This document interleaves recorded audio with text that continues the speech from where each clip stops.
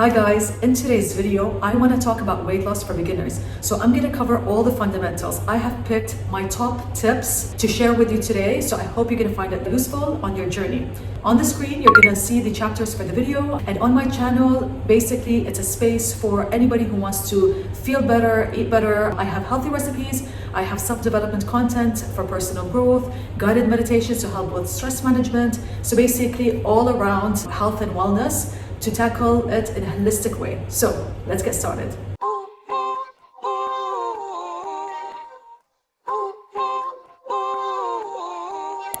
Let's first start by understanding the fundamentals of weight loss. One of the things that you really need to know is that it's calories in, calories out. What do I mean by that? Let's say calories that you consume from the food, okay, is a certain amount of calories, right? If you manage to exert more, that means you are in a deficit, calorie deficit, so therefore you are gonna lose weight.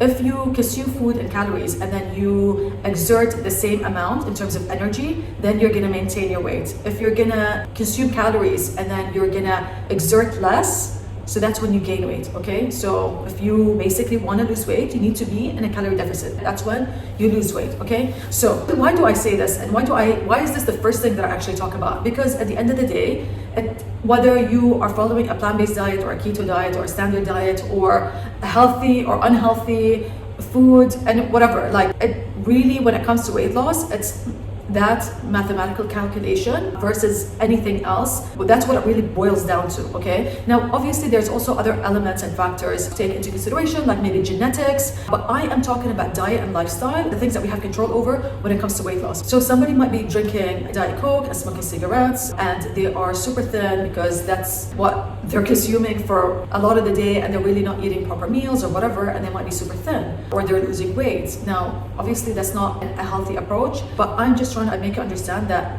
sometimes even when people are eating, let's say, healthy, but they are overindulging in terms of the portions and the quantities, then that's why maybe they are not losing weight. Or maybe they are also now eating healthier, but the amount of calories they are consuming versus the amount of energy they are exerting, they're still not in a calorie deficit. They are maintaining their weight, right? That's a really important principle to understand, because really that's the premise of weight loss, okay? So that's the first thing I want to talk about. Some people choose to, for example, when they want to lose weight, they will measure the calories, right? So there's all these different calculations online that you can check, or speak to a nutritionist or your doctor, whatever. There are so many ways, there are apps, etc., that basically measure what your calorie intake should be on a daily basis if you want to gain weight, because some people want to gain weight because they're underweight, maintain your weight, or lose weight, okay? So the mathematical calculate that number is very easy to get, and so basically what you want to consume needs to be lower in calories so that you're in a deficit, therefore you can lose weight. So some people might do the calculation and follow that, but for some people, calorie counting is not something that they are comfortable doing, not something that they can sustain. For some people, it's also not necessarily psychologically a healthy approach, just because some people might become obsessive over the numbers and really only look at food and see it in terms of numbers versus everything else that it offers in terms of nutrients and all that sort of stuff. And for some people, it's the best approach. I know some people that calorie count, measure their food, have a set kind of meal plan for the week, and then they just repeat it every week, just because that's an easier way for them to do it, and that works for them. Whether you should calorie count or not is, something that is a personal choice. But for some people that don't want to or don't need to calorie count, there's also another approach to try to get more familiar with food, like calories of food, but not in a direct way, which is understanding food density, okay? There's some ingredients that have a high food density and some that are low in food density. So what do I mean by that? Foods that are high in density are things like nuts, for example, or avocado, right? While some things that are low in food density are things like lettuce, spinach, cucumber, right? And then obviously that's a range. So they've got the low food density food and the high density food, and they've got the super high and the low and everything else in between, right? If you're trying to lose weight, you have to really get familiar with, for example, what do you usually eat? Are you on a plant-based diet or standard diet? If you consume chicken, just getting a sense of, 200 grams of chicken, what does that actually look like in your plate, for example? So really getting familiar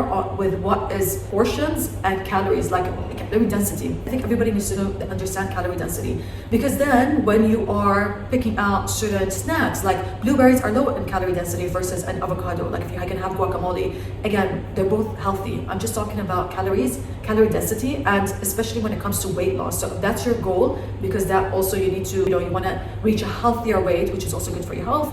Then you might want to choose different things, right? Next up, choose your approach. Some people will choose to eliminate, for example, desserts or sugars from their diet to try to help them achieve weight loss.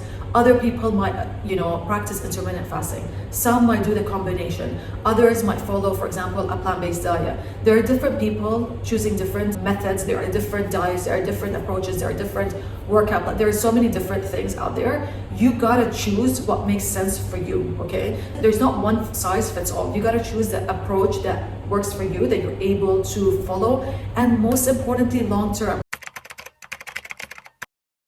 The next up is meal planning. Even if you're somebody who's really busy, like meal planning can really do wonders. You can make a batch of protein bowls, a massive batch, 20, 30 pieces, or more even, in a blender. Really, it's a matter of buying those ingredients and blending it in and preparing them, and you can freeze them, put them in the fridge or in the freezer in an airtight container, and they really last you for a long time, weeks and weeks, if not months. And you can take a few pieces out every day or whenever you feel like it to have as a healthy snack, and you know exactly what's in there and you understand the food density, right? That's when it comes to like snacks. Another thing is like you can prepare a salad.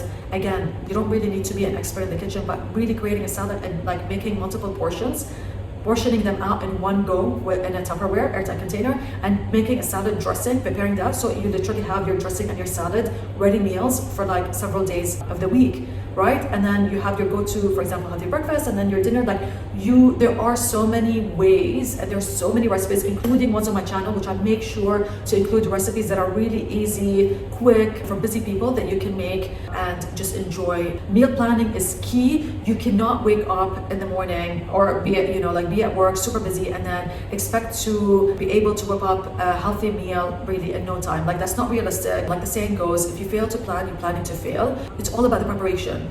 Like people think it's about willpower or being able to control those cravings. All these things come hand in hand. If you are prepared, then you're gonna make better choices. If you're tired and exhausted and you've had a long day in the office, it's gonna really, we make our worst choices sometimes when we're tired. Those impulse purchases, whether you're ordering online or you're in a supermarket and you're doing your grocery shopping, or you're preparing something at home because you're exhausted, you're not gonna make necessarily the best choices when you're tired. So you want to meal plan, you want to be prepared so that you have the healthy ingredients at home. You want to have a stack of healthy recipes, your go-to recipes. You want to be able to be equipped. So this part doesn't really have much to do with the actual eating or your willpower. It has a lot to do with how organized and prepared you are as a person.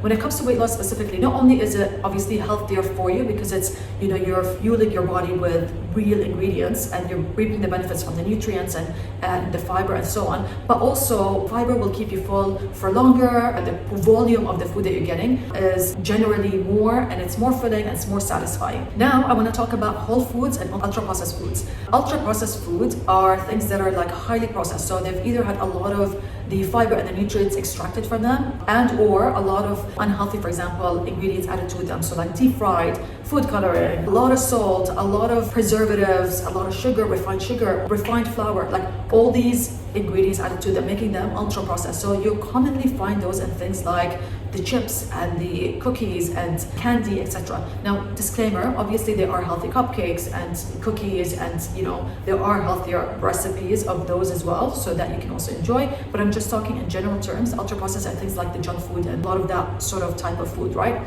Now, the whole foods are foods that are in their whole form, but contain the most optimal form, where they contain the fiber, the most nutrients. Ideally, you want to consume foods in that form. So whether it's fruits, vegetables, so you want to have your fruit as a whole instead of a juice, for example, so an orange instead of an orange juice, or you want to have brown rice instead of white rice, etc. So you want to have whole grains instead of processed grains, nuts and seeds, etc. So those are the whole foods. You're having ingredients, real ingredients.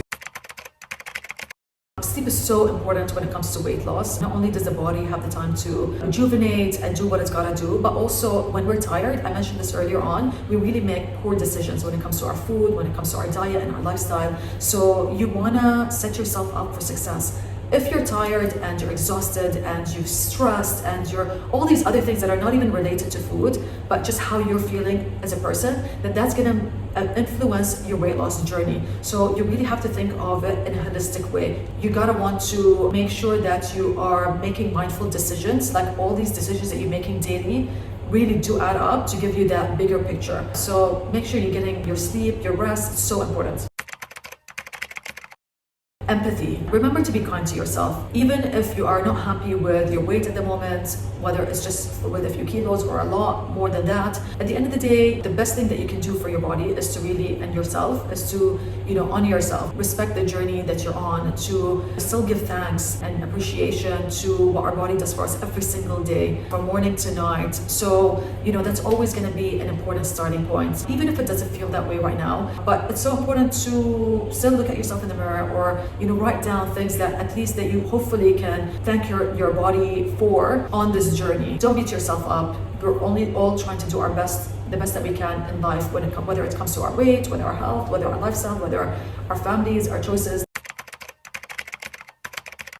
And seek professional help. Like, there are doctors that are, can help you do your blood work to make sure that everything's okay when it comes to your, numbers. You can consult with a nutritionist. You can consult with a coach. You can have a coach on board. You can have a fitness trainer. And if some of these things are not in reach because of budget or whatever, there's also so much support online when it comes to like free workouts. Like, if you can't afford a membership or you don't have the time for it, or it's super inconvenient, then there's also everything is a click of a button away on YouTube or whatever, like all these other websites. Like, literally just look up workouts, or there's so much that is out there that are good resources, reliable sources that are actually for free. Getting more educated when it comes to food and nutrition and the fundamentals. Like, there are books out there. The nutritionfacts.org is a website that you can search any topic when it comes to food, that shares the evidence-based recommendations based on research when it comes to nutrition.